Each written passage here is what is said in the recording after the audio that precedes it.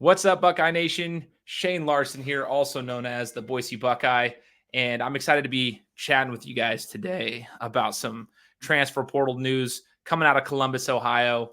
And I've been kind of sitting on this all day as I've been working, and I've been thinking about it. And as I put this video together, I'm still thinking about it. But I want to know what you guys think. So before we even get started, like this video and subscribe to the channel if you're feeling optimistic about the Buckeyes' future, specifically at the quarterback position. Okay? Like this video and subscribe to the channel if you feel optimistic about the Buckeyes' future, especially at the quarterback's position. Obviously, today is the day that we all kind of knew was going to be the transfer portal mayhem, the free agency realm of college football. Whether you like it or not, or agree with the state of college football, that's one thing, but today is that day, and we were all expecting it. I mean, I'm a Boise State fan. My quarterback at Boise State just entered the transfer portal, Taylon Green. It's kind of weird. Some of them you expect to see, some of them you don't.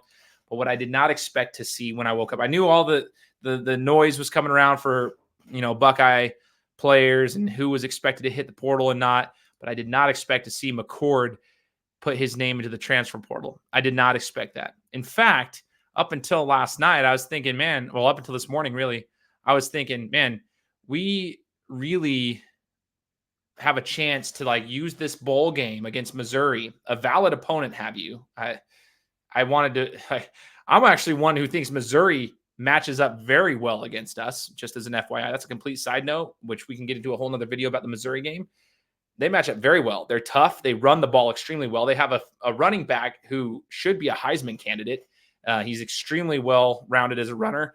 And they have a very dynamic offense. And I know the head coach, Drinkwitz, from the days at Boise State. So, I'm sitting here thinking, this will be a great opportunity for these young guns to get the reps so we make a push for it next year. And then McCord's gone. I was thinking of it more of like that Rose Bowl against Utah, where CJ came out and just kind of did his thing and they played well. And that was kind of like that game that gave him the experience on a big platform against a valid opponent, like a very good football team, a 10-win SEC football team.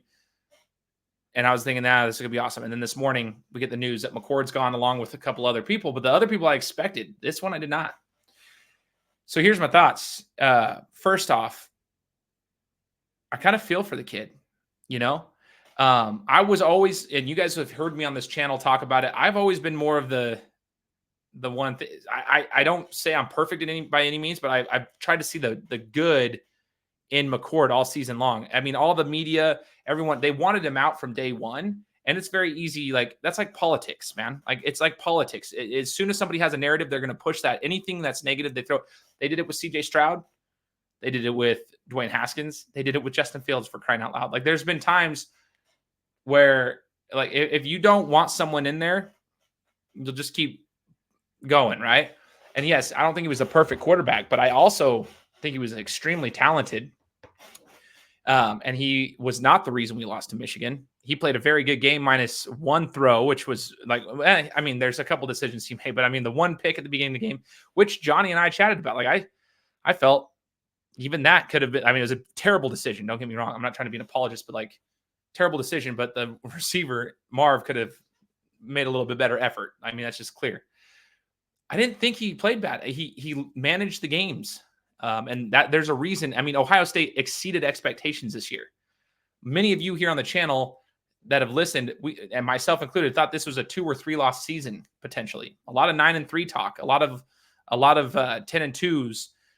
The fact that we were one game away from potentially making the college football playoff with the quarterback and the offensive line situation was amazing this year. Okay, so I thought we were pretty harsh on the kid the entire season. A lot of expectations. Now, I do think he could have felt some pressure coming in for next season. We've got Aaron Nolan coming in and some quarterbacks in the transfer portal. Okay. So I think there was some discussion. I heard, I don't know if this is fact or not, but I heard a source say that there was a conversation between Ryan Day and McCord explaining that, hey, you're going to have to fight for your spot next year. So just, there's some competition. You'll have to prove yourself. I don't know if that's true. I don't want to spread that out as the rumor, but I read that on one of the Ohio State channels. If that's true, I actually think that's a valid point. He should. We got more talent coming down the pipeline, and you got to do what you got to do. And Ryan Day's feeling the hot seat. Like, he's feeling the fire. He's got to do what he's got to do. And so cutthroat is the name of the game. You know what I mean? So I feel for McCord. I really do. I felt like he was in a no-win situation. He was the scapegoat in this situation because the team was expecting somehow to beat Michigan when we excelled. Like, we exceeded expectations. But I wouldn't have been surprised if he wasn't the starter next year either, though. So I don't blame him for entering the transfer portal. It just was not what I was expecting to hear. So what's next for OSU, specifically at the quarterback position? This is what I was sitting and thinking about all day long. Okay, is Devin Brown the answer? Is Lincoln the answer? Is Aaron Nolan the answer? Okay, like, who's the answer here? Like, what's the answer for OSU? We've got Cam coming out of the transfer portal. I promise you, I've watched plenty of his games. If you think you're going to get mad at McCord, well, like, get ready, because you're probably going to be just as mad watching Cam Ward. Like, there's these players are electric, yeah, but they make mistakes almost more so because they take too many chances. You know what I mean?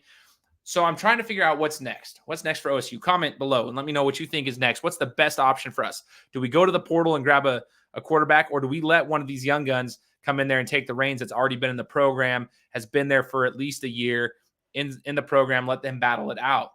What do we do? I think Ayer's coming over in the spring, so he'll be eligible to play if he were to make it, right? So he'll get his, 6 months or so, not quite 6 months, 3-4 months before. What would it be? No, it'd be 6 months, 8 months before the season actually kicks off. So he'll have his opportunity in the weight room and understand how things run in Columbus. I'm not sure what I want to see. I kind of want a transfer portal quarterback to get over here that has a little bit of mobility. Now that we know McCord's gone, let's see, what do we really want? We want a mobile quarterback, someone who's going to take some chances and open up this offense, who can, really make some plays happen and extend drives with their feet as well as their legs, with their feet as well as their arm.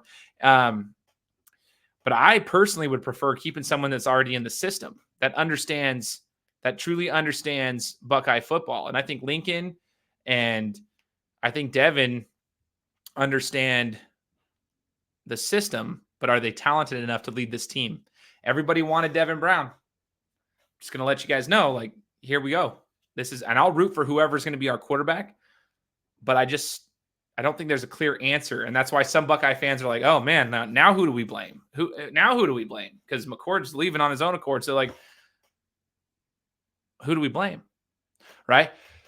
Get ready, because I don't think there is a perfect answer. This is college football. These are young men who are, early 20s, late teens, trying to play at a high level with extremely high expectations. And that's difficult.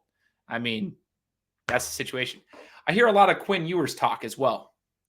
Reality check. I hope Buckeye fans understand this, because Quinn was never going to play for Ohio State.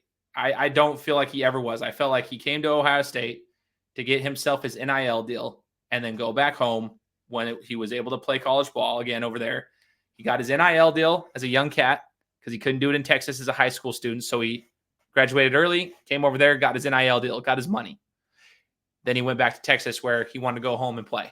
Like, I really think that's what was the plan the whole time. So that was also another thing. Just let me know what you guys think the expectations are and what's next for Ohio State going forward.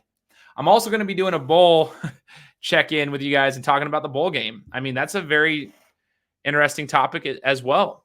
Now what? Do we want Devin Brown to get the reps? I think it'd be a great opportunity for whichever quarterback is going to be staying with the system.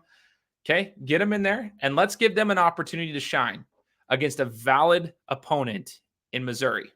So what do we do for the bowl game? What do you guys want to see? I want to hear what you got to say.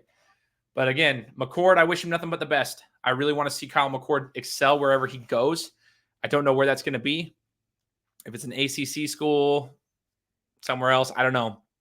But I do wish him the best. I would hope that he goes there and is able to compete at a high level. I love his competitive drive, and I love that he wants to win. He's a winner. He wants to win. And sometimes it takes steps like this for him to be able to get to the next step. So I'm wishing him the best, but I also can't wait to see who comes in to take the reins at Ohio State. Let us know what you guys think. Again, like this video and subscribe to the channel if you're optimistic about the Buckeyes' future, specifically at the quarterback position. We'll talk to you guys next time.